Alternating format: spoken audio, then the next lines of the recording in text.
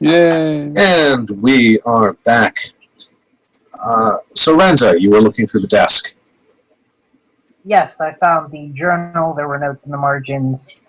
Yes, and there were another series of more miscellaneous notes that were kind of spread about here and there, but nothing that immediately stood out to you as actually being worthwhile. Yep. Going to leave the rest of it after sticking the notebook in my bag and pointing across the hall as I move to the door behind Ken. Excellent. And I'm going to Shuts take a down position to here. allow Azuma to get to said door.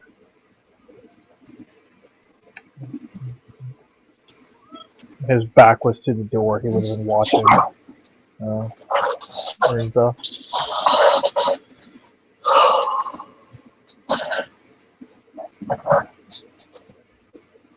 Okay.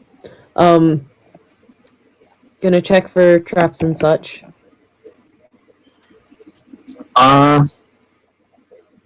Door does not appear to be dangerous. Listening? You actually do hear something on the other side of the door. Just a very slight... I guess you could describe it as sort of a crumbling sound. Shifting of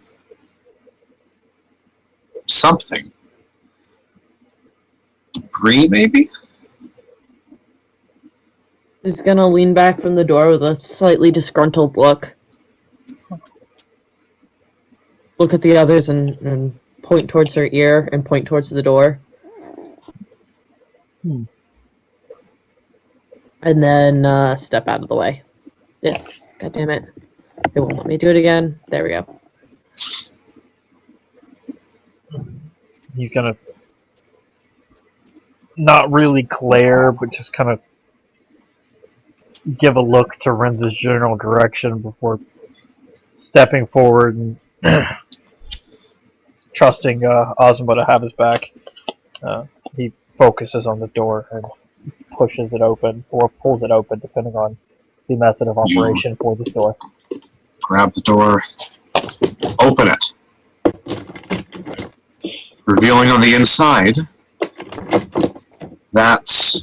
Remember what you were trying to do to the room down here? Yeah. Nature already did that to this room. The ceiling of this room has entirely collapsed, crushing a table and what appears to be a well-worn couch. The movement that Azuma heard was most likely the small bits of rubble and debris that occasionally fall rolling down from where the ceiling used to be. The building is settling. Yeah.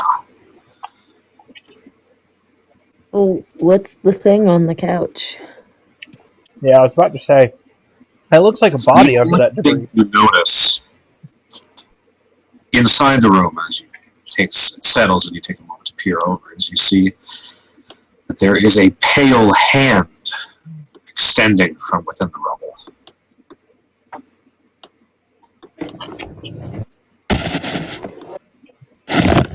I'm gonna pick up a rock.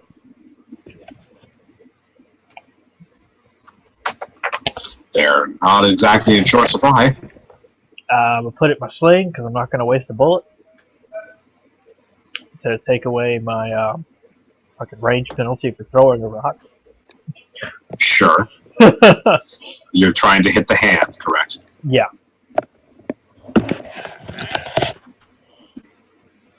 You may roll to hit the hand. You miss the hand.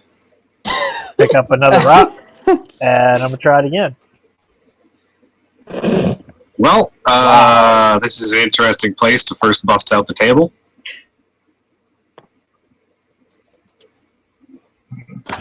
This reminds me of when in Pokemon you use an attack on a sleeping enemy and they somehow avoid it. Please make a reflex save, Ken. Oh my god, does he bonk himself in the forehead with it? I hope it's Ricochet. Oh, Jeff's not here. Damn it!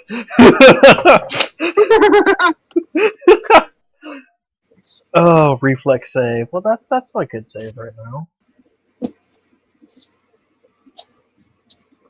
Not good enough, apparently. You grab the sling, sort of attempt to give it a little twirl to throw, but as you do, you fail to estimate the distance between the back of the sling and your cloak. The heavy rock catches on the cloak, actually whipping it entirely around you and completely entangling you. You are essentially mummified within your cloak. Azuma's gonna start giggling and quickly cover her mouth to try and hide it. It's far too late for that.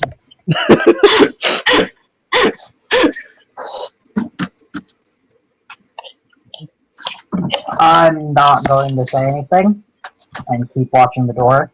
He's going to mutter about how they are always interfering in the affairs of mortals while he is untangling himself. Please make an escape artist check. Can I just take 20 points? Can I assist?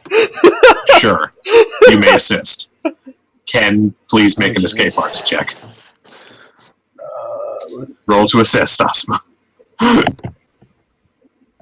You reach over chuckling and begin to help him untangle himself. No, she doesn't. Oh, right. It's a 15. It's a 15 to help me. Because I'm a paranoid motherfucker. But, like you've been doing everything your entire life, you eventually untangle yourself by your own design. Kind of shies away, feels a hand on the back of his shoulder, and kind of flinches away from it because he doesn't know what's going on, and his face is covered with his cloak, and his tail eventually worms its way out and assists him in uncovering himself. He sighs.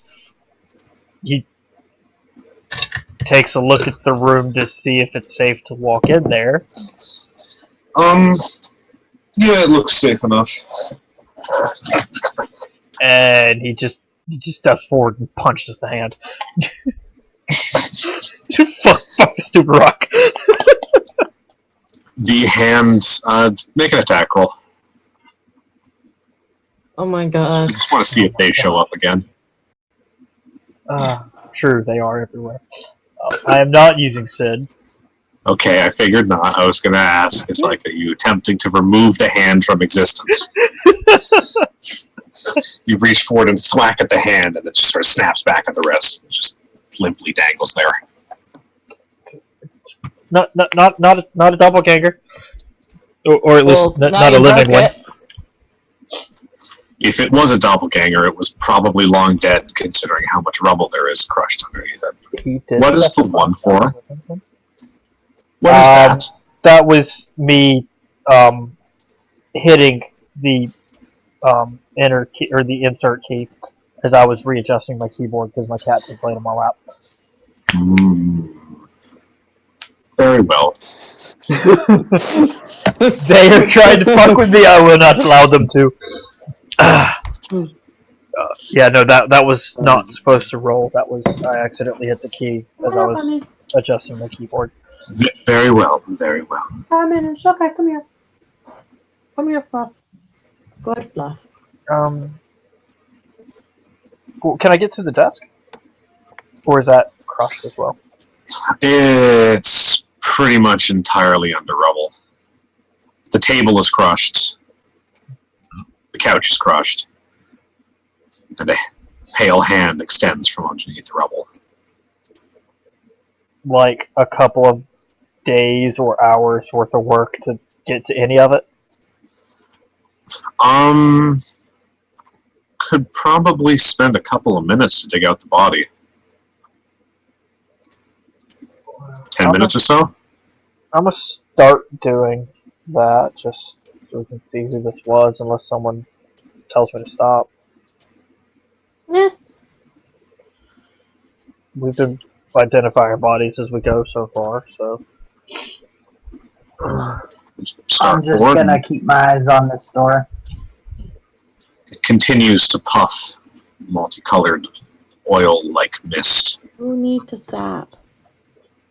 No Well, you claws. step forward and begin digging and sifting throughout the body or throughout the rubble to get to the body. And yeah, it does take about 10 minutes to fully dig out the corpse. And when you do, you, well, realize that an entire ceiling falling on you makes it difficult to identify who exactly you were.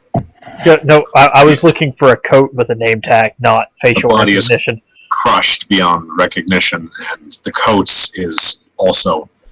Well, make a perception check.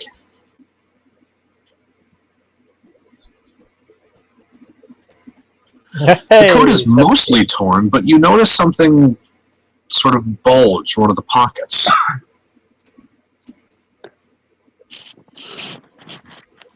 Gonna... Okay. I don't know if rebar is a thing, but are there a couple of pieces of like thin metal or rock Yeah. or something? I'm gonna use those like tongs to pick it up. Make a dexterity check.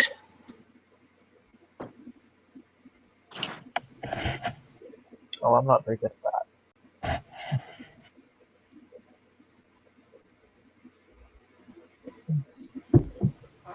Rolling, rolling, rolling. Let's keep the dice going. You managed to, even though it's a little finicky and a little kind of pain in the ass, to wedge the thing inside the pocket and pull it out. And you notice it's actually, you pull out a syringe with sort of a kind of milky white liquid sopping inside the capped syringe. Well, I'll pick up the syringe and just hold it for a few moments and think intently on what this may or may not be. Craft alchemy. That's what your kind of does.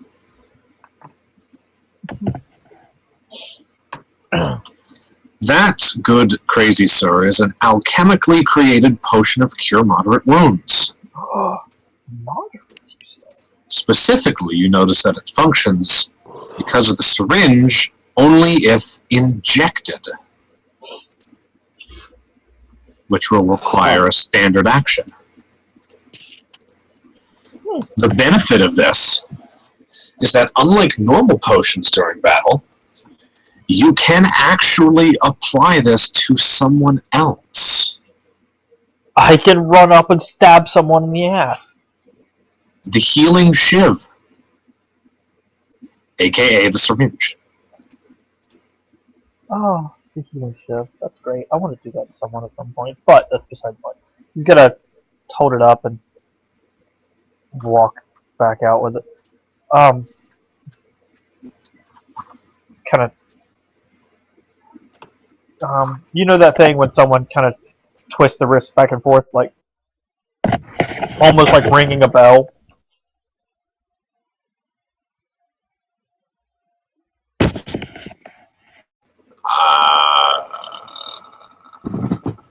Or swirling a glass of wine, but more back and forth and less circular. Okay. He's waving it around. Basically, he's sloshing the liquid inside of it without actually tipping over or anything the syringe. It's the equivalent of a cure mod. Though the benefit of this over a potion would be anyone with basic ability can just stab someone with it, inject it to heal them, instead of having to give it to someone and they drink it.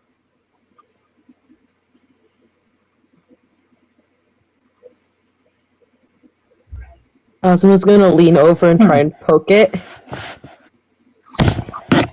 Well, the cap's on the needle, so he's gonna let you poke it. You poke it.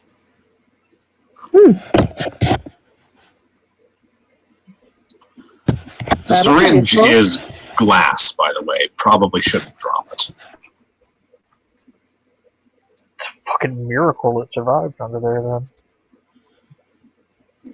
Mostly buffeted between the sort of weird gap the couch and her body made when, just crushed to death. Her body or his body? Could I tell? 21, heal. I'm decent at that. It's crushed beyond recognition, but can I identify certain features? Just gonna quickly cop a feel on this corpse. Well, Sure, I'm make a heal doing check. it for a heal reason and not for a perverted reason, so I'll actually roll it. Oh, hey! It does appear to be a female body, yes. Looking at that skeletal structure. Exactly, the wide hips, yeah. The deceased was a woman, but I doubt anyone will be able to identify her positively, unless she is who was supposed to be in there, and he's going to look on the door to see if there's a marker on this one like there is on the other two.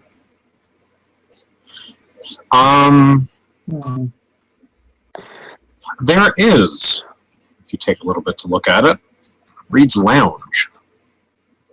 Well, huh. But I doubt her name was Lounge. He shrugs and hands the syringe to Nevaeh. Oh, now I got a cure mod that I can stab into people.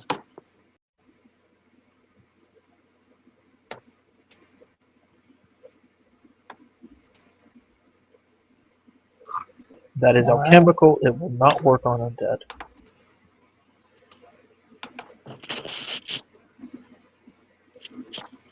Okay. Just a reminder in case you had forgotten. It's a, as far as I see it, it's a syringe, so it's a combat stim where I run over to an unconscious ally and stab it into their chest. I mean, not necessarily unconscious, but yes. I would avoid again. stabbing people in the chest. Not a good idea to stab someone with drugs in the heart. Doesn't work. Just makes a hole in their heart. And or puncture lungs. That's not a good thing to do. Yeah, no, that part of TV magic isn't actually real. The whole No, that one's not. through the neck, that's real. The whole stabbing people in the chest, not so much. Not so much.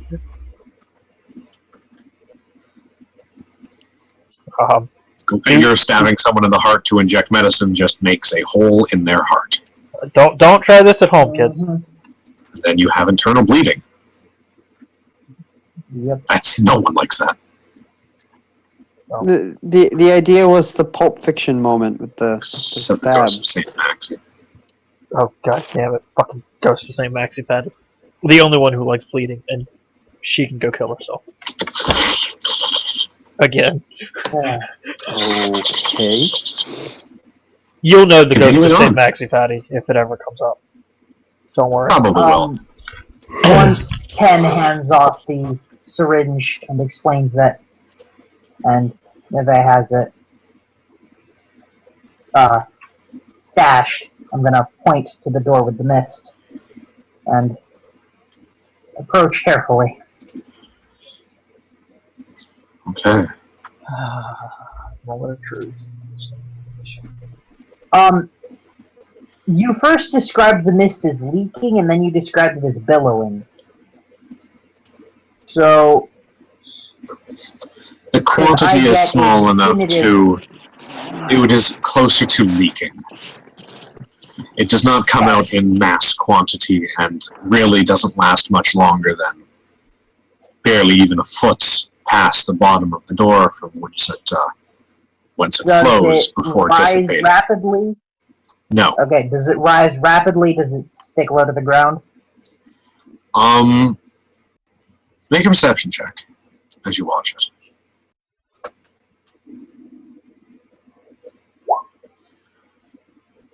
Even though you've been sitting and watching it for a while, you haven't been able to determine any specific pattern that the mist has been taking. Okay. At least nothing sticks out.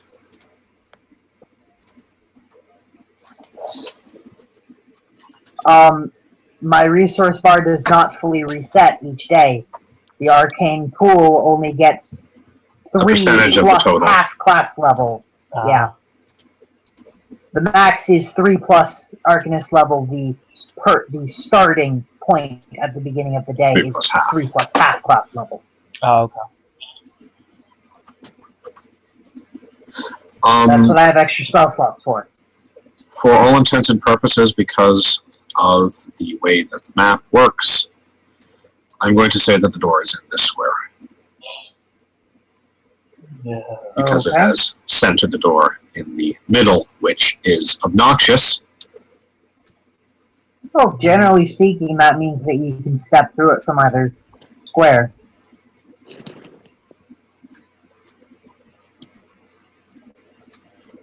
should make double doors. Yeah. Regardless, Especially with dynamic lighting. It is a pain. Okay. Regardless, Azuma, well, since the mist does not appear to be, like, getting up to head level, I'm gonna point for Azuma to check the door. No need to be extra cautious if there's no risk of inhaling it just yet. Which is the primary reason I was asking whether or not it rose quickly, stuck to the ground, that Yes. sort of stuff. She's gonna Okay. kind of look at you a bit disgruntled, pull her scarf over her nose, tighten it around the back of her head, and walk up to the door. As you come around the corner, you notice Ken's doing the same thing with his robe. And I check the door for traps or any details of note. You don't notice any details on it beyond the name on the door, Administrator Lissandro. It does not appear to be trapped. And listening. You listen intently, but you don't hear anything. She's gonna step aside and, god damn it, it always does that. Step aside and motion towards it. Steps forward, Readjusting her scarf. Make sure stops it's definitely covered. with yours. breathing, and takes a nice big deep breath of fresh air in this square, and then doesn't let it out as he steps forward and opens the door.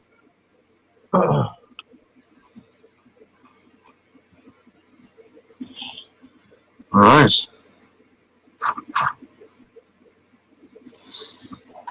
You grab the door, and you Small nod at Azuma as he does. swing it open.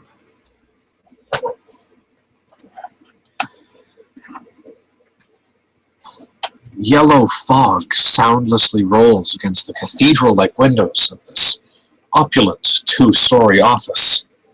The ground floor features overstuffed furnishings, elegant side tables, and an altar-like desk of dark marble. A delicate spiral staircase and balcony of dark iron rises to a lofty library overhead. Both floors' fixtures frame the lake of blood spread across the room's center.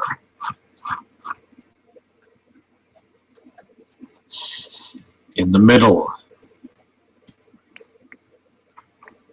of this lake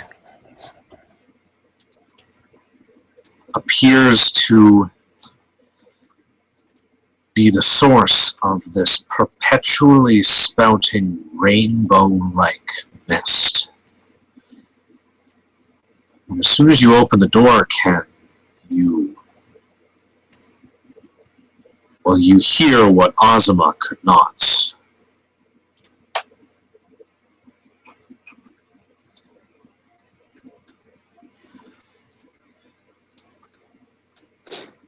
This soft, faint, perpetual wind that seems to be emanating from the very epicenter.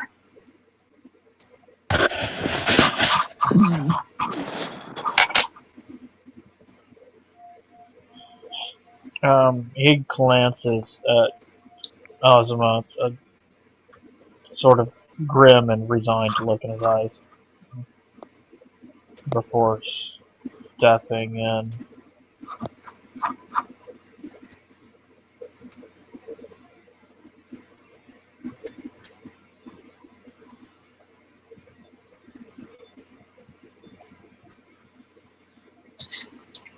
Give me just one moment before you continue to move further. No, I wasn't going any farther. I was about to point and ask where exactly the thing was coming from. But now those squares are full of mist. It is thick enough that you cannot see through it. He's going to pop an Alchemist flask from his bandolier, cock it like a grenade, and throw it into the middle of the darkness. And by darkness, I mean, fonts of creepy shit. You cock an alchemist fire, you mean? Flask. Acid flask. Acid flask? Yeah. Okay. You said alchemist flask, I'm pretty sure. So I was like, oh, which is it? I meant to say acid flask, sorry. Please make a ranged attack roll.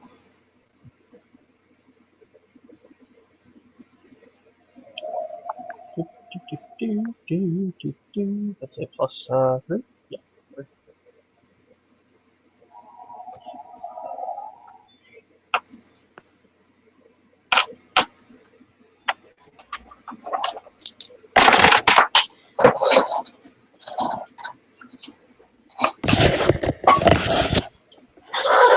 You grab your flask and you hurtle it forward, and you can hear its impact somewhere within the mist, but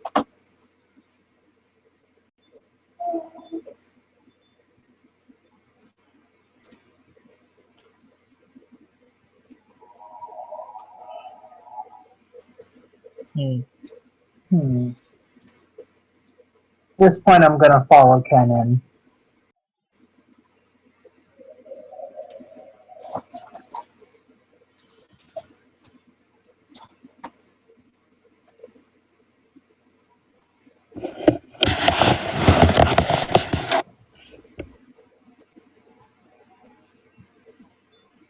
Oops.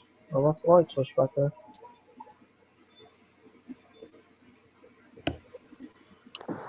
you notice, oddly enough, that the fireplace is actually still lit.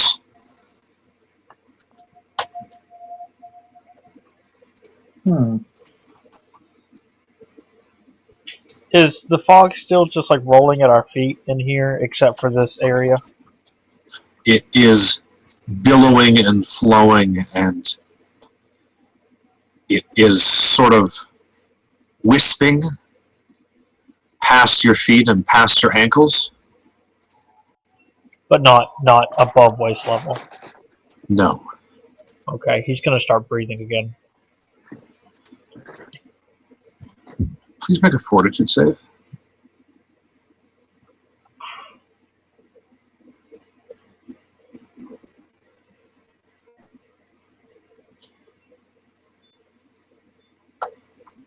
As you start to breathe and to sort of relax your lungs, you can actually feel this very, very faint tingle down by your ankles and feet, where it wisps. It almost feels like sand beneath your toes. He's immediately going to run and jump up Like, onto that thing, the desk. you clamber up, moving over off to the desk, and you feel like every step you take, you feel like you're walking on sand in your bare feet. You okay? Do you not feel the floor? Of course you wouldn't. And he turns and looks at Azuma and Nevaeh. Ozma's gonna take a couple steps. The floor feels normal. No, not really. They must only want me for now.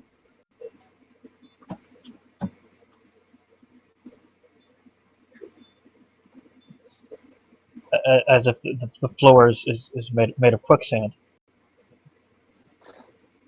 I'm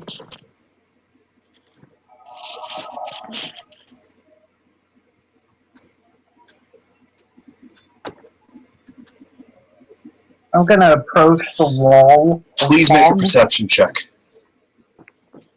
I was about to look at it before we step up that close, but You think you can hear faint voices on this wind, Renza. Some seem more distinct than others. Not just the illusion that wind can give when whipping through a small space, making it sound like people are speaking, but distinct sounds.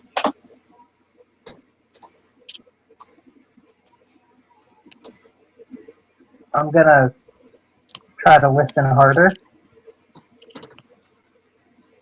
Make another perception check.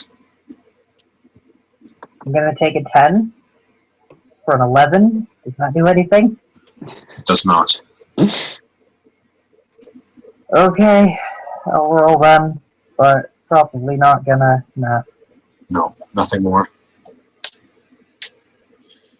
You can't make out any voices or anything within the fog. Azuma, you said you were going to examine? yep. Please make a perception check. There we go. Azuma, it's faint as you see it, but you look around and you see the center of the fog and the center of the pool of blood. And in it,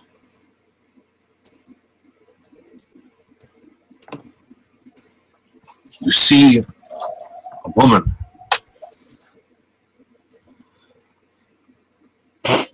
on her knees, head tilted towards the sky, mouth opened in a wordless scream.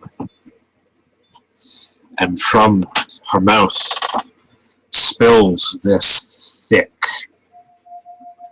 almost rainbow-like fog.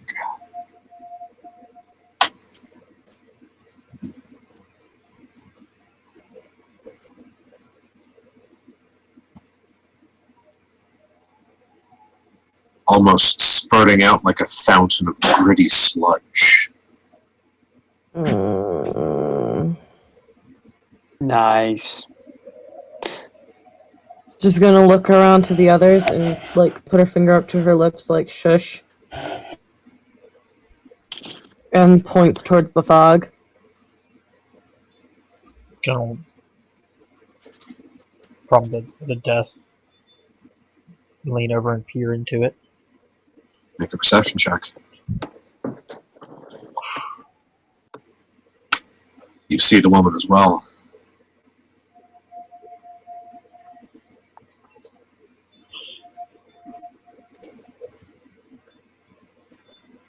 But it's difficult to get bearing on her, and you can see why your flask missed.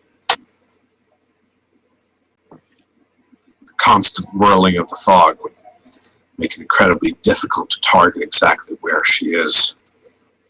That's splash damage, Joe.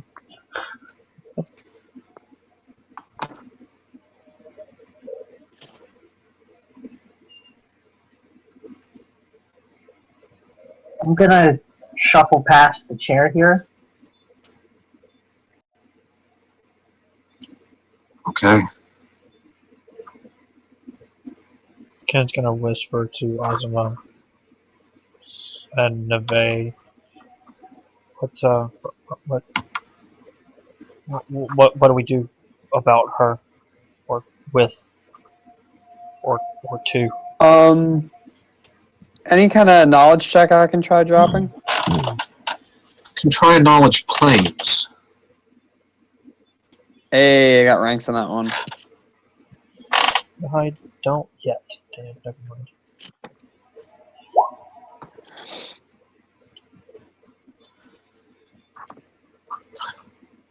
Well, you look at that, and you have a guess.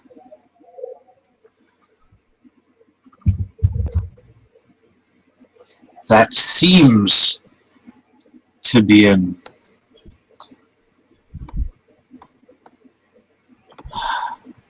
Nerogen. A what? The Nerogen is a creature that is connected to another plane. Internally connected to another plane. They almost act as a kind of a moving portal with the extraplanar energies flowing from their mouth. As to what this is linked to or anything else about Nerogen, you have no idea. I'm And gonna as you use stand knowledge there, ages. Well, he wants to do an immediate thing. pondering Can he do that? and wondering, you see the body lurch Oh, jeez. So and shit. begin to stand. I need everyone to roll initiative. Initiative.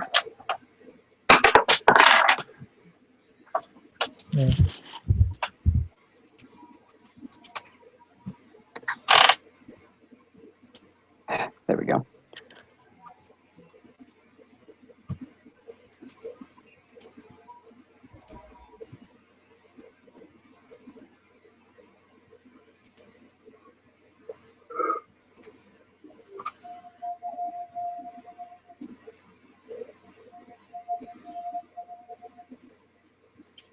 Does everyone have their stuff in? Yep. Fantastic. The first person to notice is Renza as she wheels around on her heel and sees the fog lurch and shift.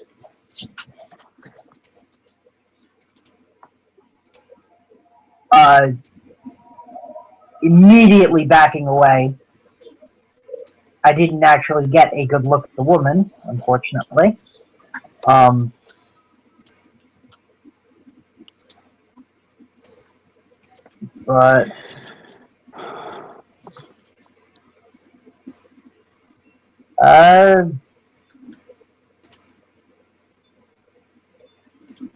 I'm going to back up, and I'm going to use my other action to immediately consume one of my first level spell slots.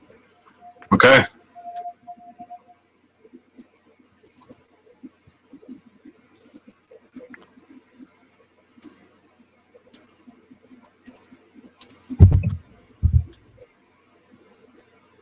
Nevaeh,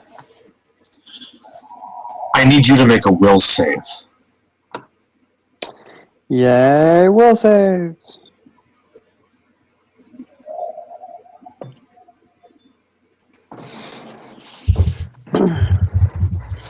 As it steps close to you, and it sort of stands, and she lurches, and her head never snaps forward to meet you.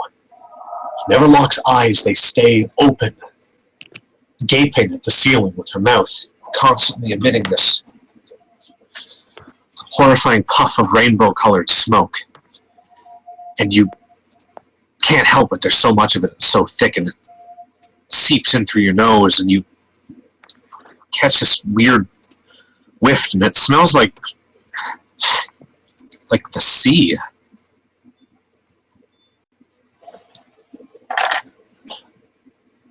And one of her arms reaches out in an attempt to strike at you, but slides past, and you're able to just barely have your armor protect you and get out of the way. Yay.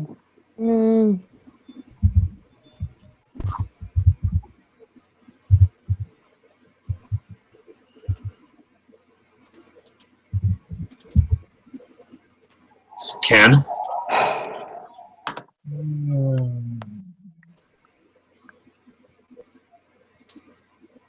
I probably don't want to get into that smoke any.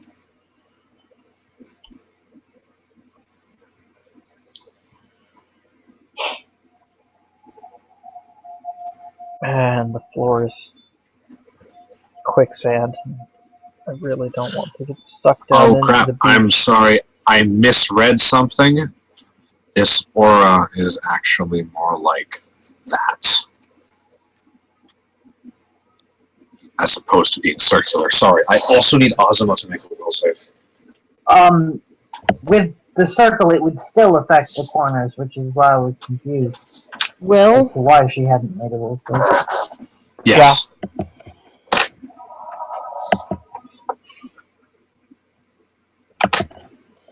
Oh. Azuma. The mist seeps in through your nostrils and your mouth, and everything goes black as you immediately fall asleep. Awesome. Oh no. I need to slide you and our voice recorder into the nightmare, please. Oh god. Uh-oh. Good luck.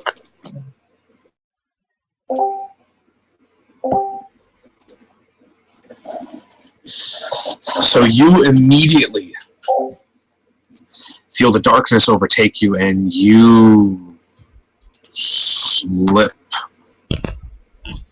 off. And, well, you slip off, but you immediately turn, and you're standing in the midst of this strange, almost alien city. Alleys, deserted, sort of oppressively close buildings on either side of you. And you immediately blink around and you remember where you are, and you remember the first memory that you had before waking up as the billowing yellow mist flows around the corner.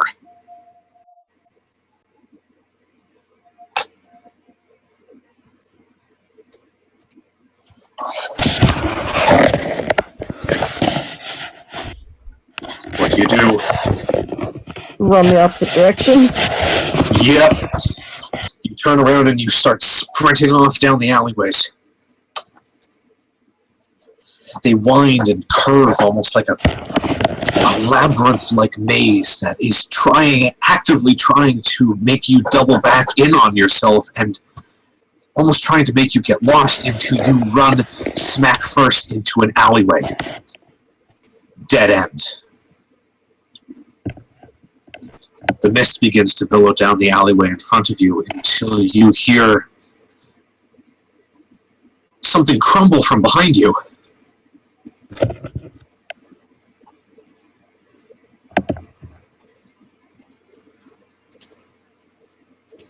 What is it?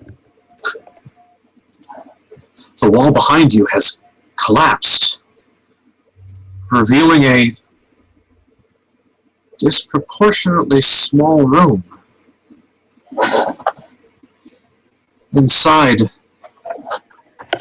an ancient woman sits on a stool in a very simple tale. A stool placed across from her.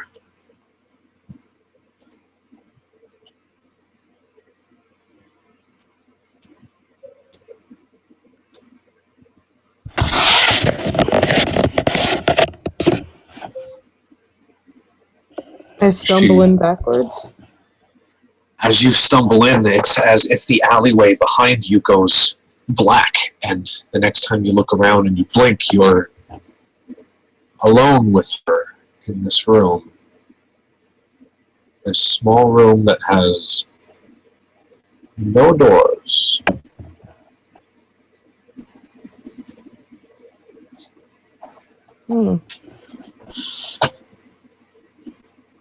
She sits staring at you.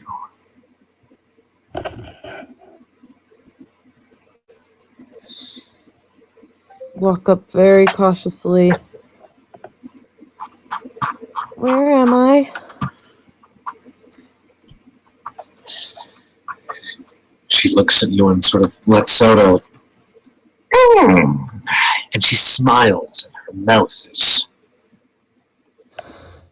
ancient. It's clear that gum disease has had its toll on this woman, as say most of her teeth are either rotten or completely gone.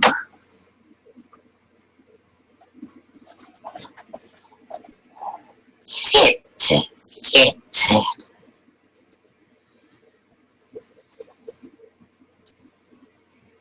If you say so. She's I gonna do. very cautiously sit. Who else would say so?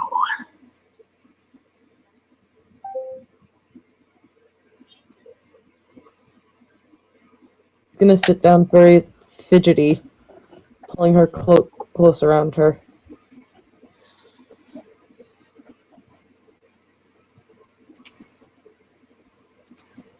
You've met with a terrible set of circumstances, haven't you, darling?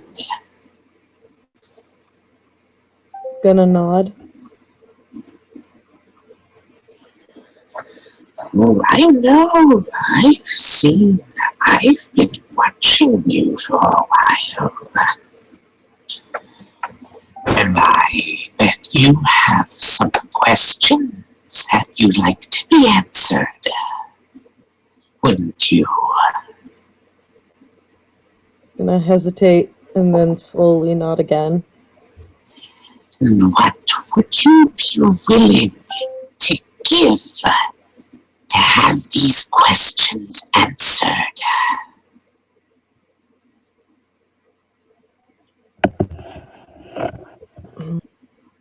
Gonna look down at her hands, thinking.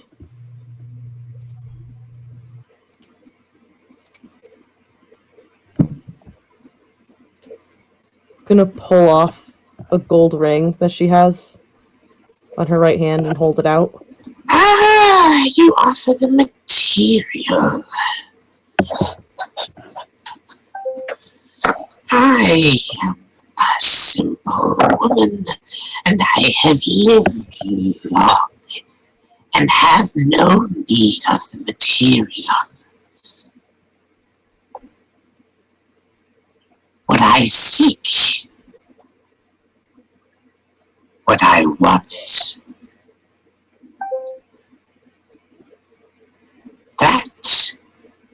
is a question far less easily answered. I want to know that when the stakes are raised and the ghouls, the hounds of hell and beyond, come beating down your door, where do your loyalties lie?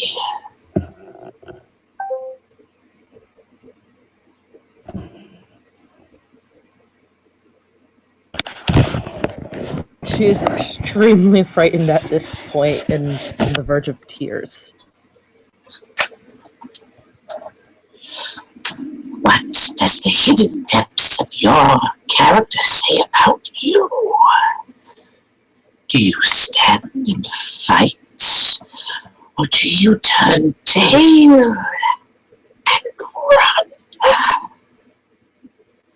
Your hero, or self-serving coward that will live to see another day?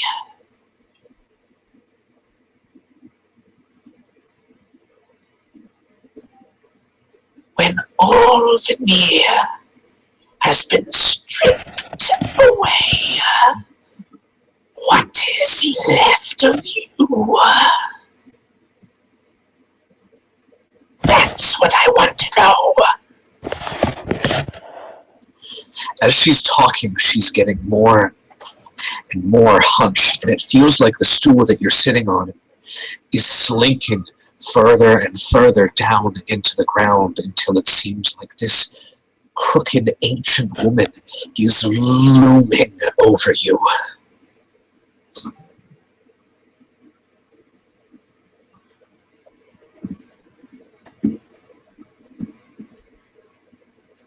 Azuma takes a deep breath, suppresses her tears, grabs the woman by the front of the shirt, and demands to know why she's there.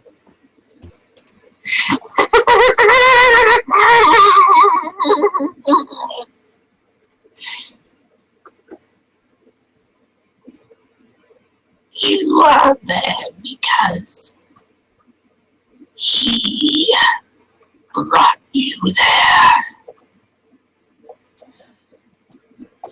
And no, it's not who you think it is. Then who?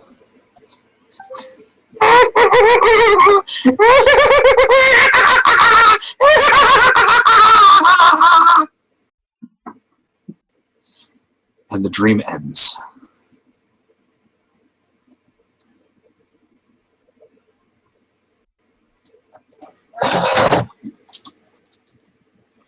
You will be able to be woken up within the... Well, we'll see when the allies get around to it. Okay. Well, we're going to hop back in the other chat. Come back.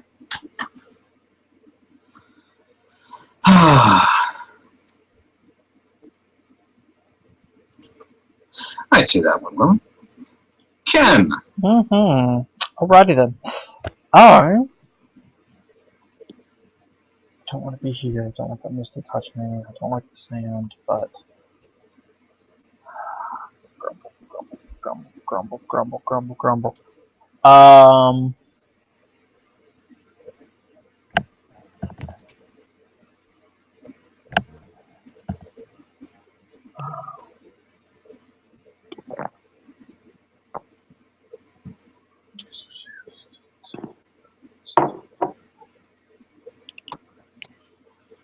And as I move, or rather once I get there, I'll grab my... Right, we're still in combat. Yep. Grab my in-lodge person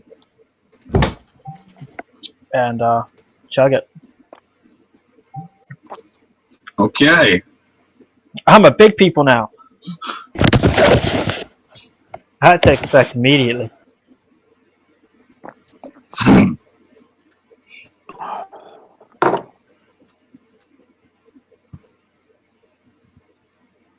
Yeah, Nevaeh,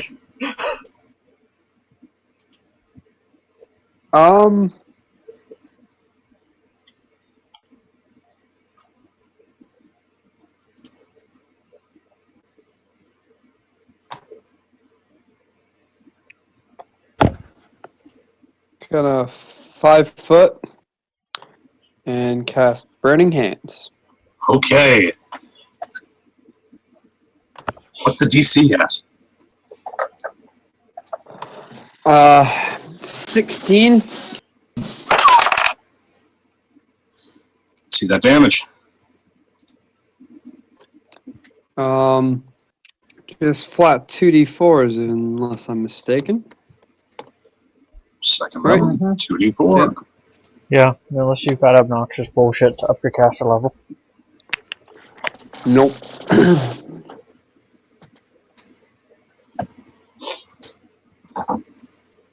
The puff of flame jets out from your hands and sort of catches on the mist as it flows through the air. Kind of, if you've ever seen someone set fire to steel wool, how the flame sort of snakes along like a current. And it does that, snaking along directly to the source of the mouth, where it stops, and for a second the mist is dissipated before it expels out around the woman once more.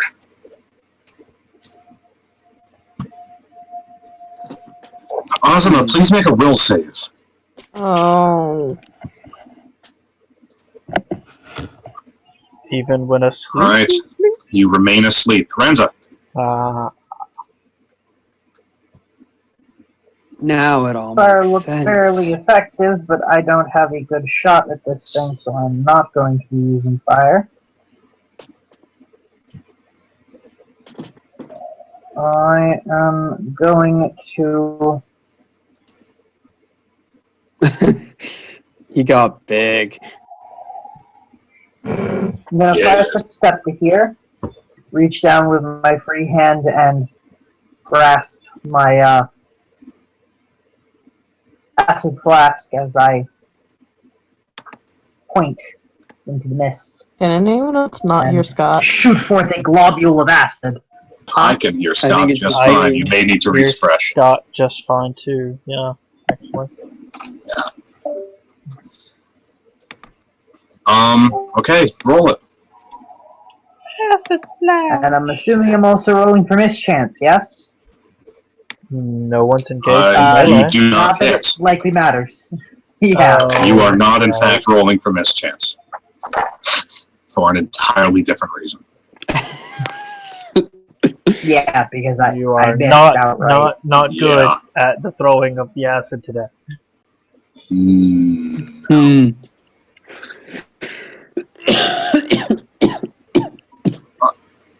This steps forward towards you, Nevaeh, pursuing you, and attempts to buffet its body into you. No other will save? No other will save. Cool. It sort of swings out its arm loosely, sort of pulling it from the shoulder joint, more like a club than a punch.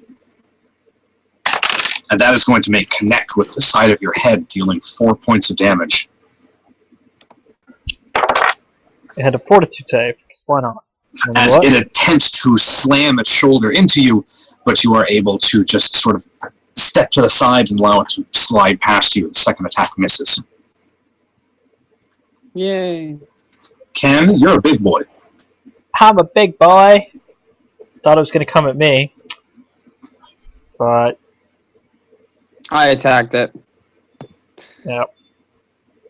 So I guess I'm going to go to it and return the favor. Gonna go ahead and make a little, a little safe space there. Your face is ugly. You should see the rest Rude. of him. You should really see the rest of him. So much for your safe space. Kind of tempted. Yeah, no. It's just so big. and go to hell. Anyways, Plus, it's an Asimar comparing herself to a tiefling, so... Strength went up by 2, which means overall to hit went up by 1 because I'm losing 1 from size mod. I think. Right? Yeah, that's how it works. That's how it works. No, it comes out to +2 size bonus to strength Your and accuracy a minus should end up 1, so the accuracy is the same. Yes. -1 True. from size, Damage output. +2 from strength. Damage output goes, damage goes output up. goes up. Yeah. And this is a Sid enhanced. Yeah, no, this is Sid. It's only Oh, a +4 unless you happen to have a melee weapon out. Do you happen to have a melee weapon out? No. Okay.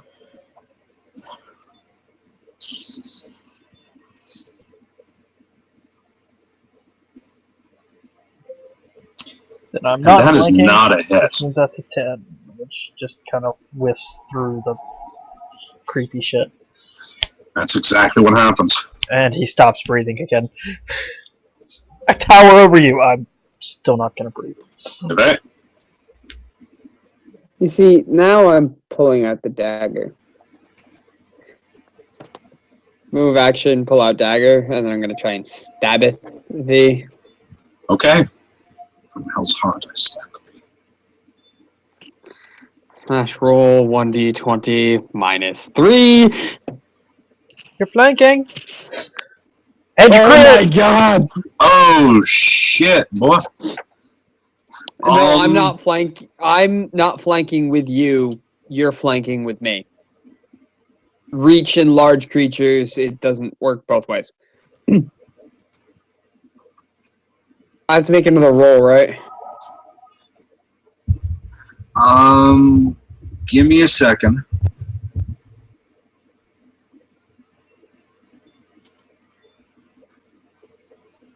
Or is it immune to crits? Just give me a moment. I am checking something. Okay. Well, even if it's immune to crits because of the cover that it may or may not have, you still hit, unless the cover fucks you. And no, you are still flanking with Ken. It's about reach and threatened areas, not size categories. That's what I was checking. So you do flank. I thought I did, but I wasn't going to argue at this point. So it please didn't matter roll since with he crit. a +7. Roll a d20. 1d20 +7. 7. Hey, 17! Hey, 17! Look at that. We got a... And are you slashing or stabbing at it? From Hell's Heart I stabbeth thee, so probably a stab. Alright.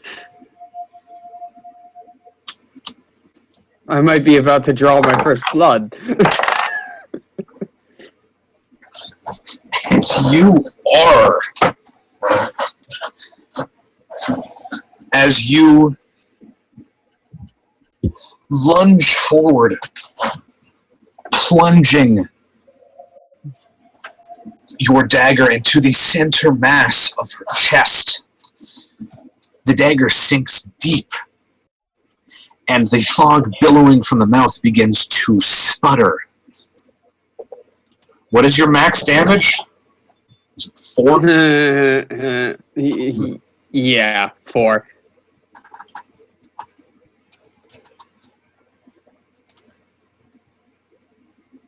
Hey! And it drops. As the mist ceases production. End of initiative.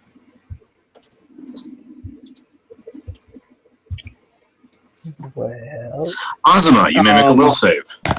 I'm really big, so... Azuma, you wake up. Woo! Having just experienced what we talked about. Ken shuffles forward and bringeth forth the elbow drop. As she And wakes by up, elbow drop, I mean I'm stumbles punching backwards. it in the throat, specifically the throat. Okay. As she wakes up, she scoots herself back towards the desk. Which is a D4. And back towards You the alright, wall, Azuma? tucked behind it.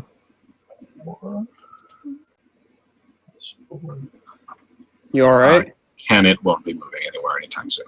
8 points of coup de grace to the neck.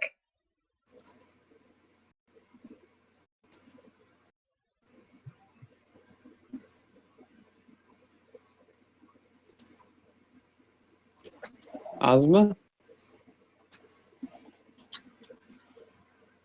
Breathing pretty heavy. And she looks a little crazed, but she starts to calm down, looks around her and looks up. Yeah. I'm back here. I think I'm good. Alright. Did they? If I know they magic, that only has show you so long on something? it. Hmm?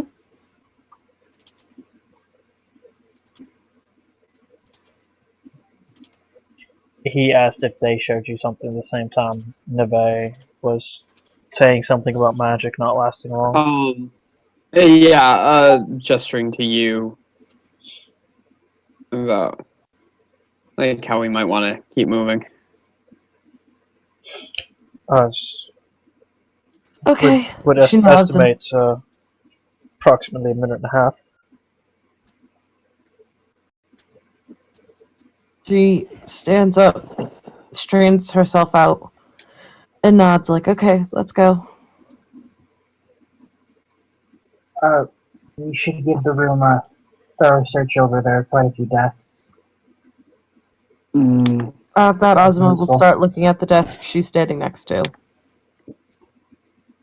And Ken is going to take advantage of his new height, which is how tall is Ken right now? Scroll down, find my height. Approximately 12 feet to look on the upper floor. That nice marble desk, that might support my weight. I'm gonna step on it. Give me a boosty. God.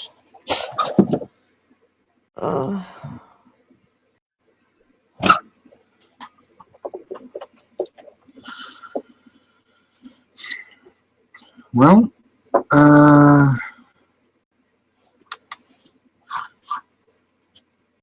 you spend some time looking around on the upper floor of the area to the library, but without spending some specific time actually going through searching the books. It's not long before you're shrunk back down to size. Grumble, grumble, grumble, grumble.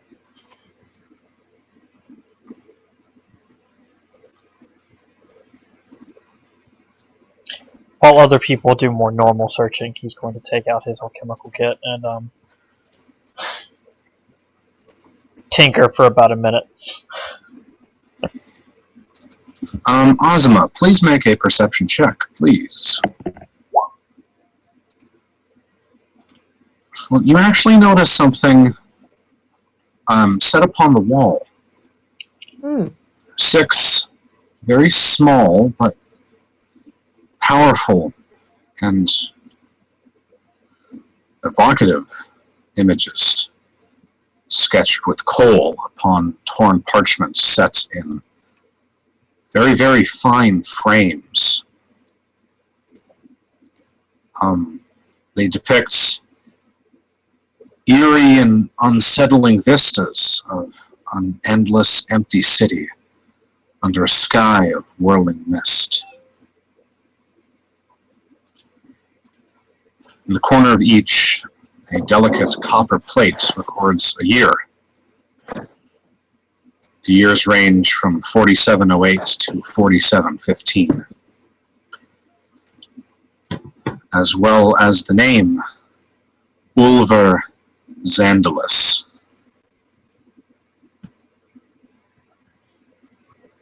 So up to last year. Reaches over and tries to take one off the wall. It hangs from a hook and it comes off fairly easily. Which one do you take? There are 6. There are 6, ranging from labeled from 4708 to 4715. She'll take the 3rd one from the Okay. left. So 4710.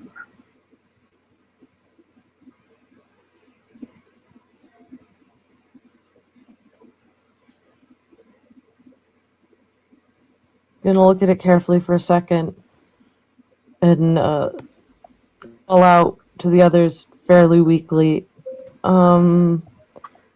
Hey guys, you might want to see this. Walks over. As you study them, Azuma, you can't help but have your mind flash back to not only your first memory, your recollection upon waking here, but also what you just experienced.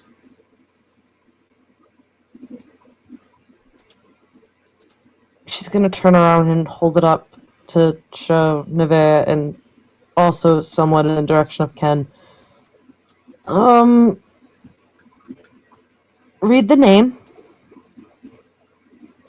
Reads. Ulver Ken. Zandalus.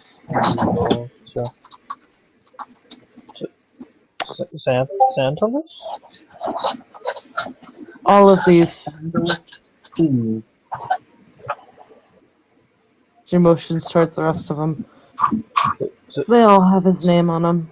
Xantalus knows. Can I drop any sort of knowledge check on the city? The city's familiar to you. You can't help but note its eerie similarity to your first experiences, the first memory that you can recall.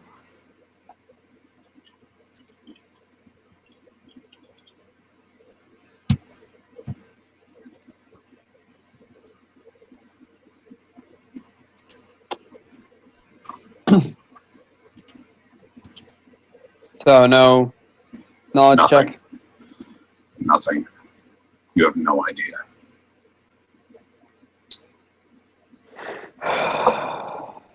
Well, that's eerie.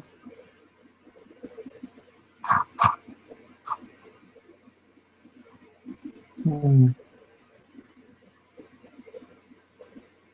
Yeah. Does that remind anyone else of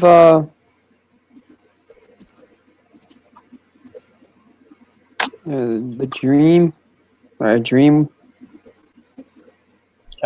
Our last life before they restarted us in the basement. As he's hunched over, digging through the body.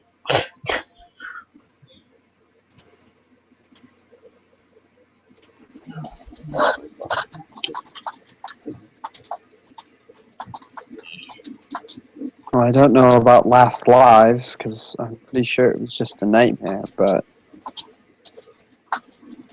yeah.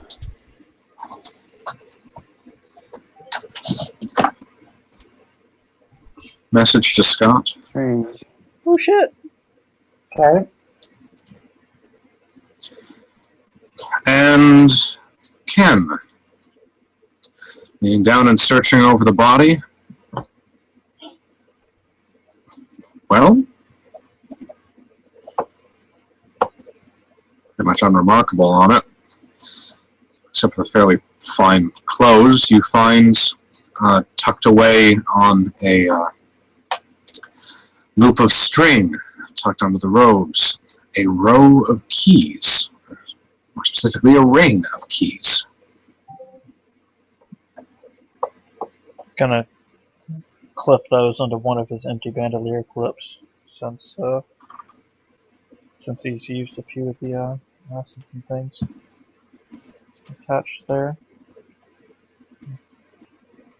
Anything else that he finds? That's it on the body. Gonna check her vitals. See if the coup de grace took hold or not. Make a heal check. 21.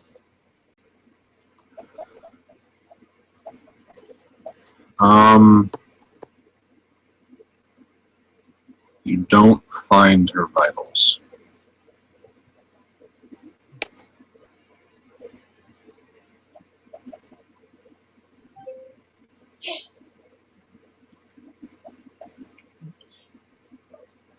Should be dead, and found a ring of keys. Well, the keys may come in handy.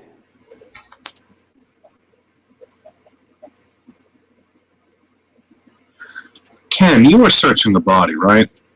Were you just searching the clothes or anything else? I was searching everything. I want to know everything about this body. Well, you make a discovery. I am a doctor, When good you sir. search around, when you search around inside the mouth, and you note that the inside of the mouth is completely raw.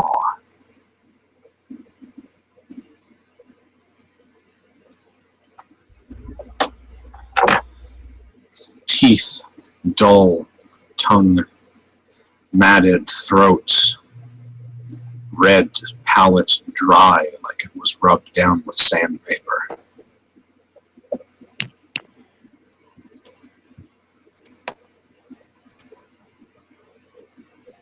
As if all that grainy, sandy, nasty fog crap was, sand.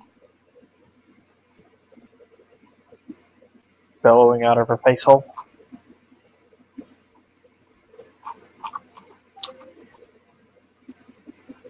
Might have had that effect.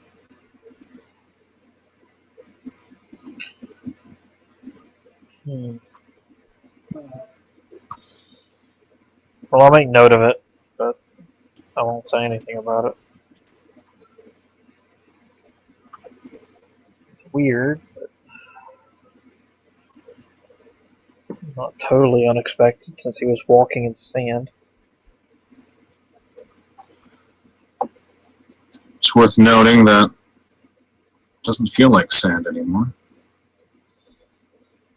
Has the fog started to dissipate? It's actually stopped feeling like sand as soon as the body hit the ground. Hmm. And yes, the fog has pretty much entirely dissipated at this point. What about the massive fucking blood pool? Yeah, that's still there. Mm.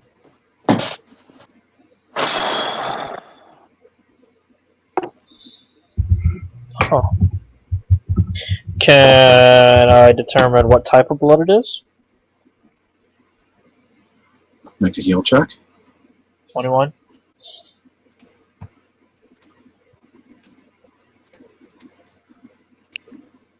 Human blood. But that takes you a couple minutes. Yeah, no, I'm sure. I expect it to. And can I tell if it's coming from her, or did come from her, or not? Does she have blood? I have nothing against cutting at a dead body to determine if she has blood or not. Small Actually, now size. that you think about it, she actually seems kind of drained.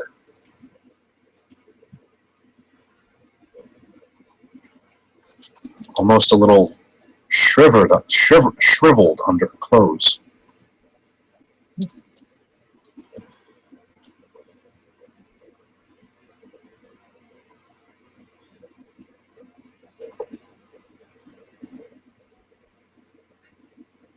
So after 5 or 10 minutes, whenever he decides he knows all this,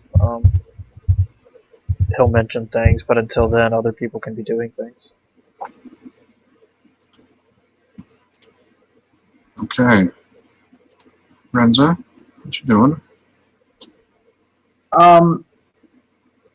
I'm just sort of standing there pondering the images, hands clasped in front of me, book under my arm, examining them.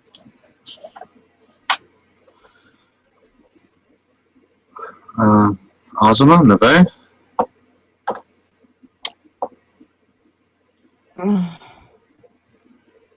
She's gonna look around and start heading towards the other door. That's where I was going to start heading.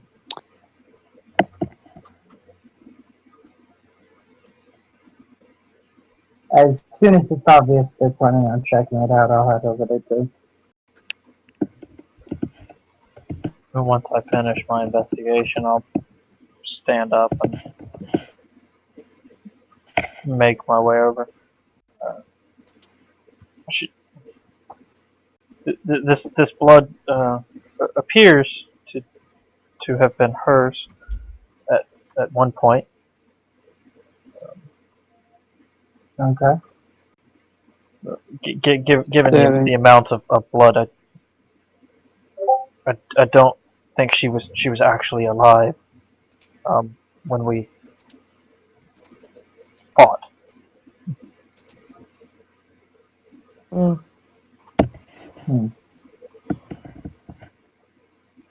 She's gonna stop and admire the fireplace for a second. It's nice. As a matter of fact, pretty much everything in here is quite nice. The tone of the office sort of combines the features of, I guess you could say, a doctor's office or a doctor/scholar's office and the lounge of a queen. Oh, fancy. Of particular note is probably the variety of interesting objects scattered about the study, as well as the large marble desk. Oh, as a note, she still has the little picture. That's yours now. Yeah, it's mine now.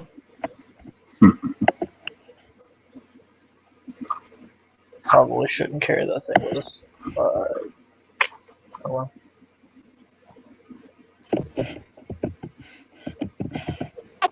No one will miss it. It's just your paranoia getting the better of you. Yeah, exactly. No, Xandalus has eyes, Xandalus sees, Xandalus knows. He can see through his paintings. He can probably travel through his paintings. Xandalus is probably the one that killed us earlier. We shouldn't carry that around. Who said you guys saw her put it in her bag? You were busy checking the dead body. Which is why Ken isn't saying shit. And there's a 50-50 chance he wouldn't say anything anyway. No one going to be giving a look around the rest of the place? Well, I looked over this desk, but someone else was looking over this one. Did say that I was going to be searching as well, while I suggested that everybody each take one of the pieces of furniture, and then only two of us did, and you didn't give me anything, so I assumed there was nothing there. True. I'm sorry, I actually didn't hear you mention that you were going to take a look at this desk. Over here is the big marble desk. Okay. And as you take a step behind it, begin sifting through the desk, you find that it is, well, several drawers filled with mostly mundane writing supplies. And fairly extensive documents, but quick glances over them seem fairly uninteresting and mundane. However, one of the doors is locked.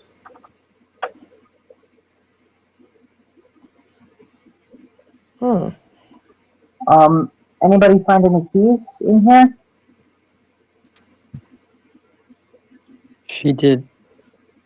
No, he did announce. Ken did announce Keyring. that he had found a key ring. Pass me the ring.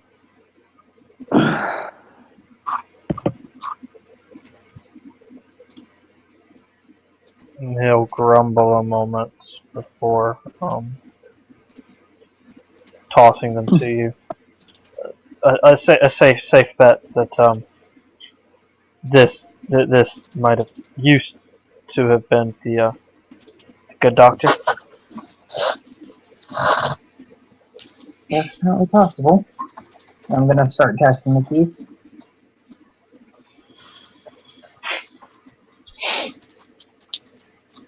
Well, it takes you a little while sifting through the keys. There are actually a fair number of keys, but after a little bit, you finally find one of the smaller ones that fits. Okay. And it clicks in the lock, and you're able to pull open the desk. Inside, you find a number of things that might find their worth inside the desk. Hope you're ready to write this down. You want me or you got it? 1 moment. I got it. 10-4. I've sort of been taking care of priority loot, so. Alright. You find a magnifying glass. Okay. 2 vials of Alchemist's kindness.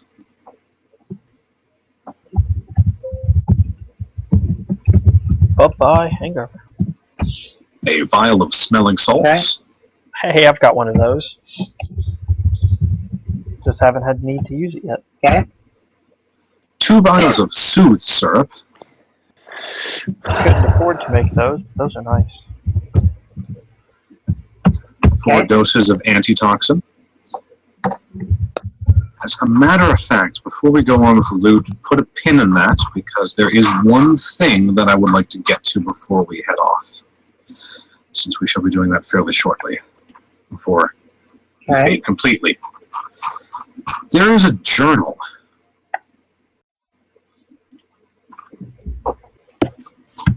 Yay, another one. Cool. Marked with the name of Liege Losandro. Alright, gonna pick that up and flip through it like I did with the one we found in the other office.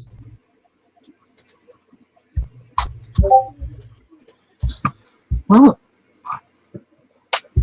start grabbing and flipping through it, and it looks like it's records from her point of view. It's a concise record of her daily duties, observations. So you start flipping through it, and this would be happening while Ken is examining the body. Most of it seems fairly mundane, filled with notes from staff meetings, interviews with families of would-be patients. But when you get to the year 4716, a number of names begin appearing with almost unsettling frequency. 2 names in particular. Okay. Hasserton Lowles and Count Lowles. You may make a knowledge local check.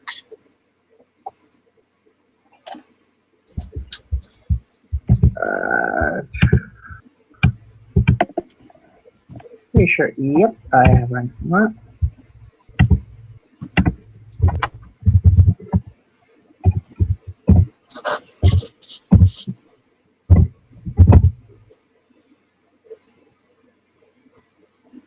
Solid. That name is immediately familiar to you.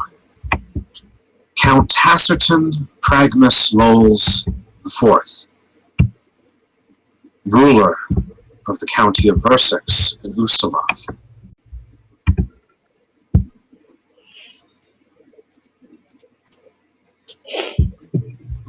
Okay.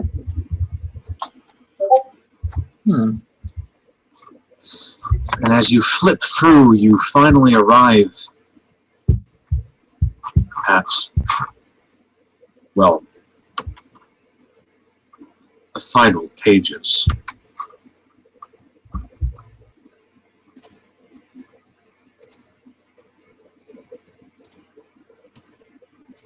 Okay. Which should be appearing in front of you in handout form now. Oh, that's teeny tiny writing. Oath Day. Another unexpected call from Count Lowell's. These have become so common, and Lowell's focus is so singular that they no longer leave me apprehensive. He requested to see me after his visit with Xandalus, though he claims to have a theoretical solution for the poor man's condition. I don't know what the Count and my prized patient have been discussing, and Lowell's again refused to share, but I doubt that lordly amateur psychologist has truly hit upon anything of worth. Regardless, I'd be a fool not to humor my liege. Starday. Lowell's solution was not at all what I had expected. I have no clue where he turned it up, but on his most recent visit, he brought along a copy of Valadice's The Chain of Nights, a near-legendary collection of psycho-arcane studies and treatments focused on dreaming. While I personally abhor arcane tampering, if there is a permanent solution to Xandalus's nightmares, it could be here. Lowell's allowed me to study the text for the duration of his visit, but staunchly refused to leave it in my possession. Moonday. Lowell's has made me an offer. His copy of The Chain of Nights. All I must do in return is accept a handful of new patients, former associates of his that have suffered some unprecedented manner of group amnesia. I might accept this as charity on the Count's behalf, but he insists that I keep no record of their committal. The terms make me suspicious, but I can learn more of these curious strangers once they're in my care. If it means the possibility of a cure for Xandalus and others, I welcome the bargain.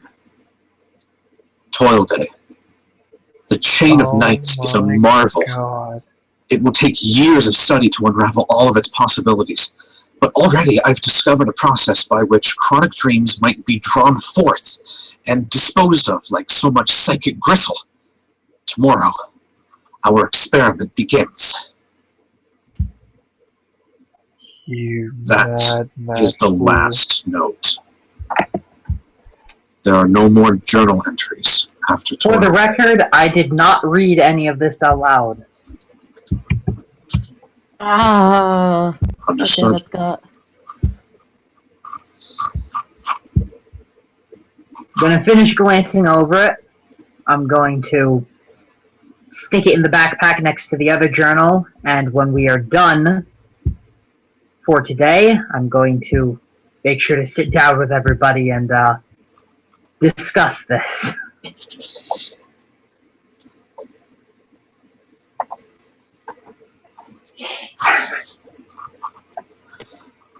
And there is still a number of items remaining in the desk. Okay. You find 3 scrolls.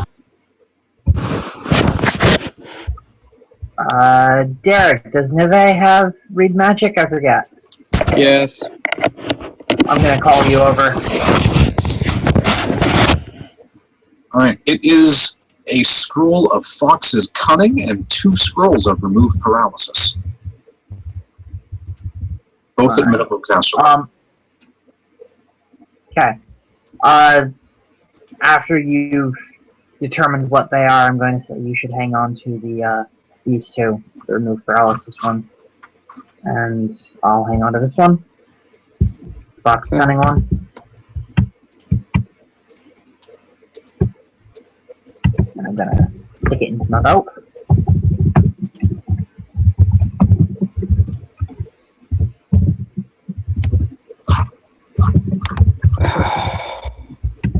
Okay.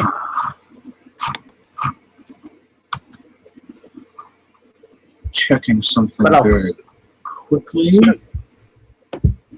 Okay. Well, additionally, you find what looks to be a small candle. I'm I'll save the detecting for after I hear what else. There is a small tin that appears to be filled with some kind of incense. Maybe.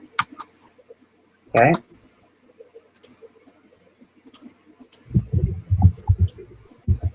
There is a thin silver chain that bears a small talisman. Okay. And there is a braided leather cord bearing 2 other talismans. Alright. How much of that last bit was magic? 1, 2, 3, 4.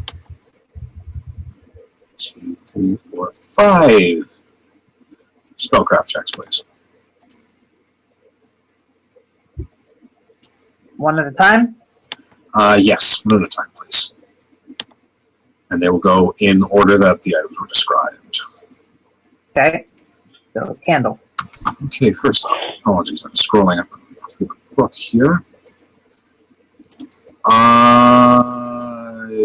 You have no idea. It's definitely magical. The candle is definitely magical. Make a knowledge arcana check, though.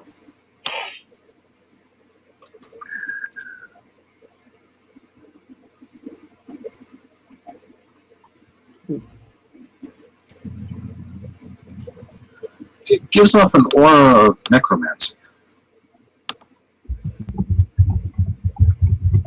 Okay. Next up, the incense. Tin of incense.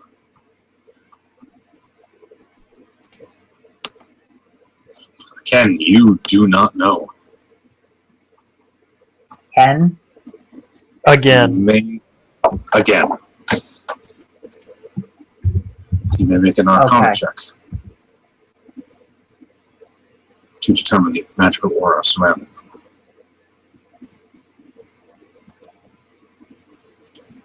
Not sure of the aura either. Okay. Jesus. Thin silver chain.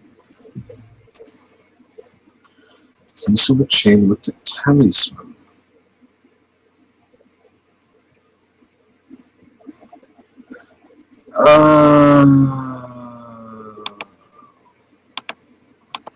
Fuck.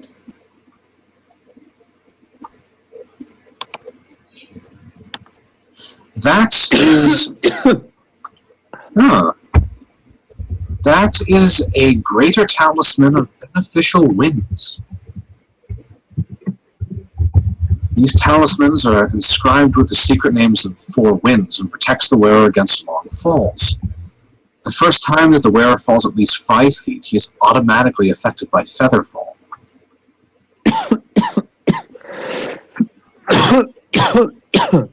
Is that like per day or just once? Once per day. A greater talisman provides its benefits once per day, where it weighs 1 pound. Okay. And 2 more for the ones on the band. On the braided cord. Okay.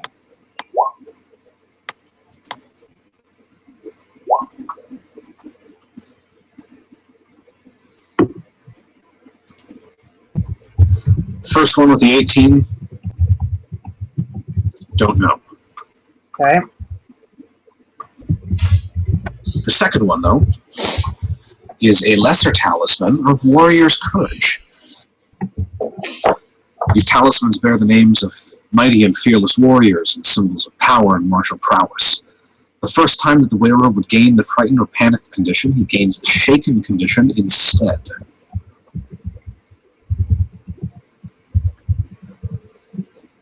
Okay. Lesser talismans carry only enough magical energy to protect you once, after which they crumble into dust. The way talismans work is that the talisman is created to protect its user against a very specific danger. As soon as the listed condition on the talisman is fulfilled, it activates automatically. Okay. Talismans occupy the next slot, but up to 3 talismans can be worn on a single cord or chain. You can only benefit from 1 talisman's effect at a time.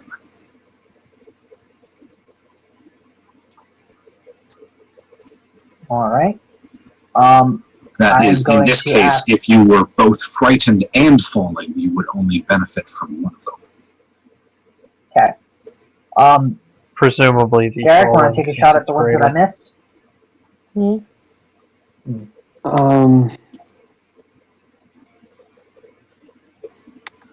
I you guess missed I the can candle, try. incense, and the second talisman on the first talisman on the banded cord. All So right, let's do candle. the first one. One candle. Not a clue.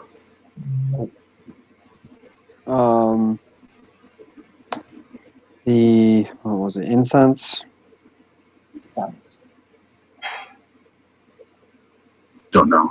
Same roll she got. Damn. What else is there? A talisman. There's the talisman.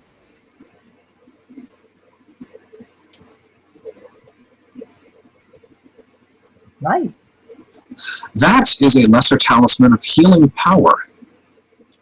These talismans are inscribed with the names and symbols of spirits and other figures associated with healing.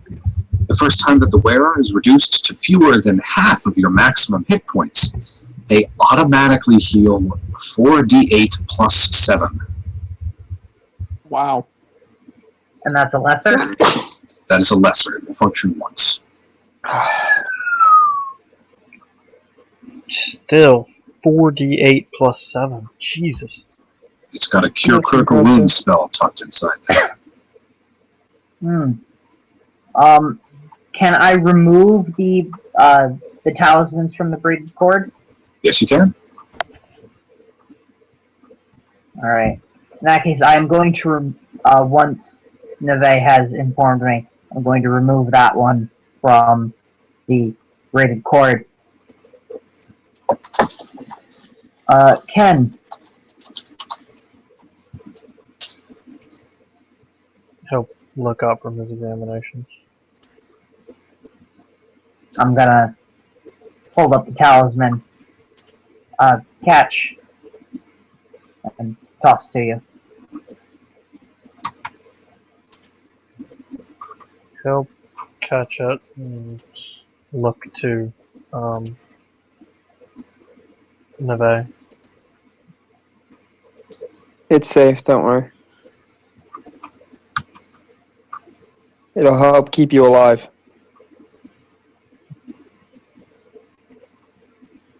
He's still If you looking take too because he much has of the no beating, ideas how to use them.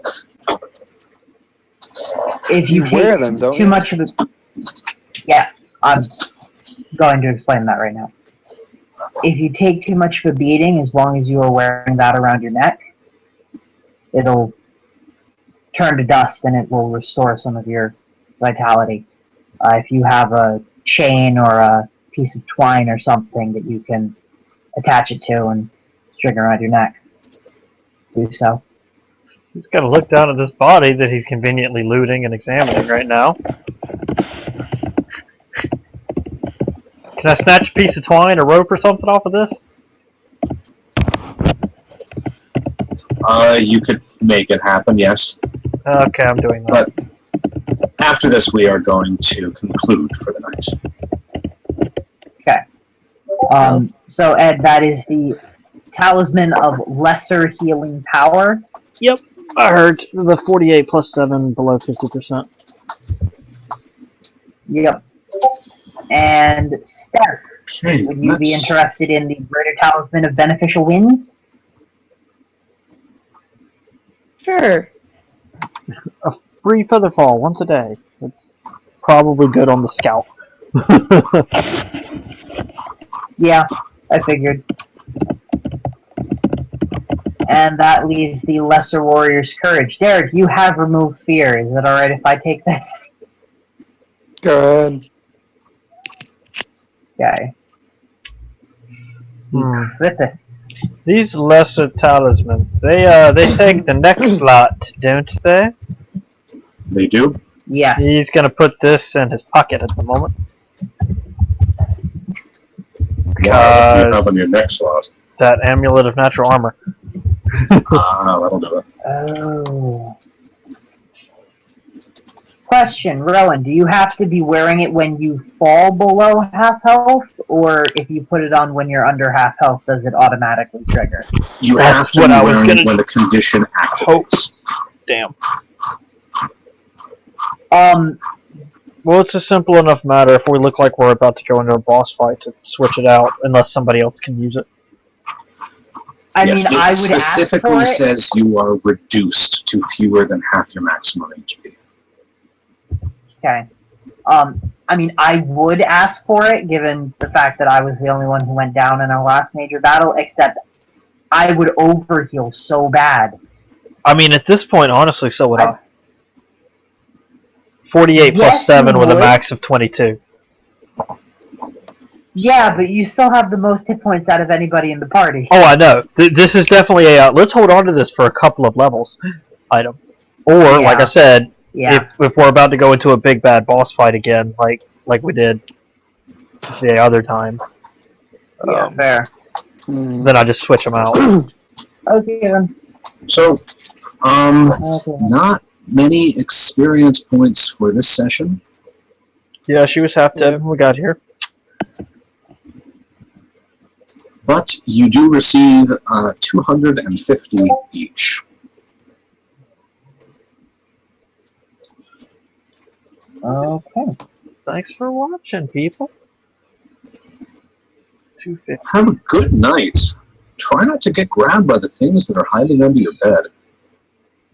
Oh, No, that's I love impossible. them. I actually give them food very often. You have to appease them so they don't come after you. Mm-hmm. Naturally. Exactly. My cat just gives them, like, Q-tips and pom-poms. Which is sad, because all they want is your cat. They'd probably return him. He's too much of a trouble. And there we go. The eerie music is over. Saved.